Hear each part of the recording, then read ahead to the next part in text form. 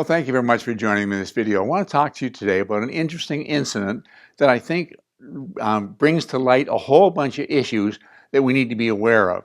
I received a call from one of our agents who was in the process of selling his own property. Now, that in itself should raise some red flags.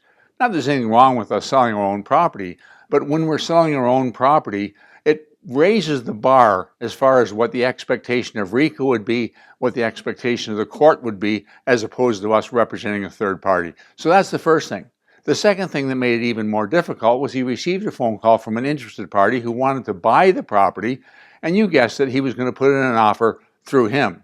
So now we've got either an unrepresented party and you don't want to go there, or multiple representation when you're in the middle of it, being the seller. But that's not what I want to talk to you about. Let me explain how the whole thing rolled out, and I'll talk to you about the specific thing I want us to zero down on today. So this buyer, they negotiated and put an agreement together, conditional on a couple of things, financing and inspection, no problem.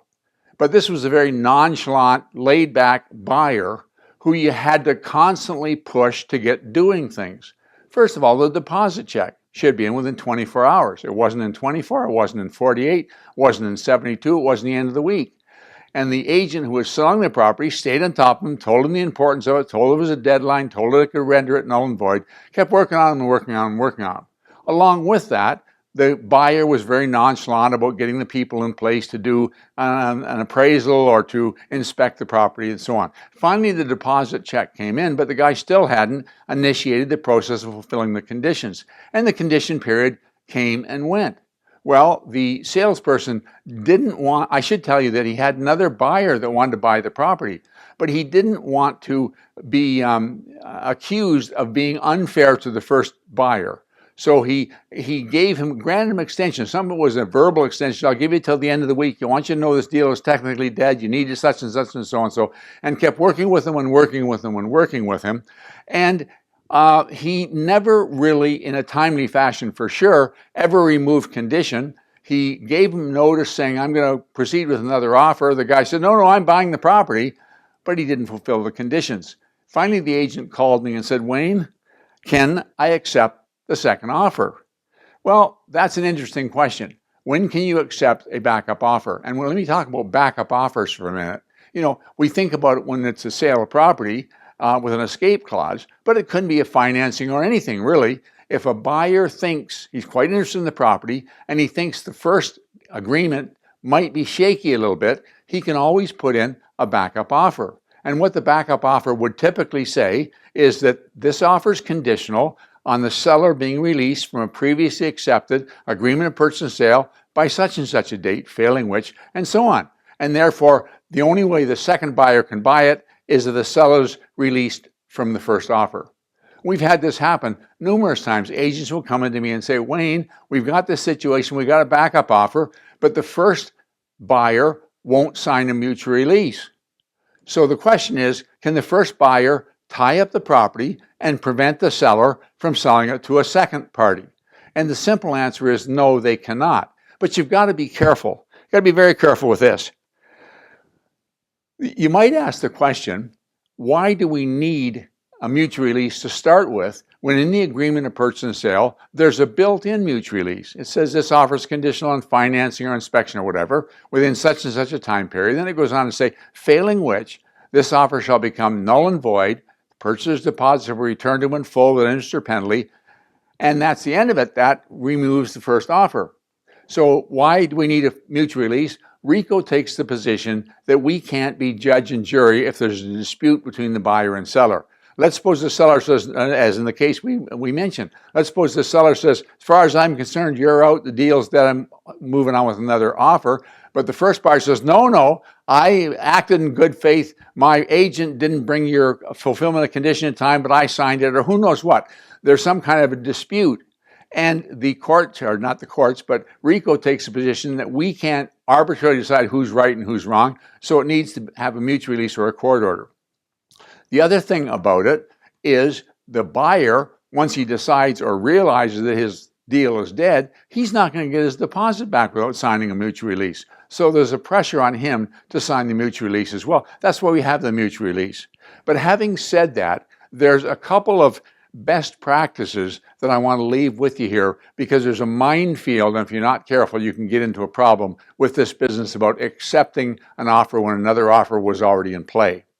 The first thing I'm going to say to you is allow yourself some wiggle room. Let's suppose the offer in place has a condition till 4:59 p.m. on Tuesday. All right? So you get a backup offer, and you write in the backup offer, this offer is conditional on the seller being released by 4:59 p.m. on Tuesday of a previously accepted agreement purchase and sale, failing which. So 5 o'clock comes around, and you say to the second buyer's agent, congratulations, your people bought the property because I didn't get notice of a fulfillment of condition. 2 minutes later, phone rings, and the agent says, I'm sorry, I got stuck in traffic, but I got this thing signed. My buyer fulfilled the condition. I want to send you this over to you right away. You've got a problem. You notified the second person, and the first person is taking the position they've bought it. So give yourself some wiggle room. If the condition is required to be fulfilled by 4:59, then in the backup offer, saying it's conditional on being released by 6 o'clock. Why do you do that? Because now it gives you time to confirm with the agent that it isn't, our watches aren't synchronized. It isn't that the one person got caught up in traffic or forgot, and the other person is going to be claiming they bought it.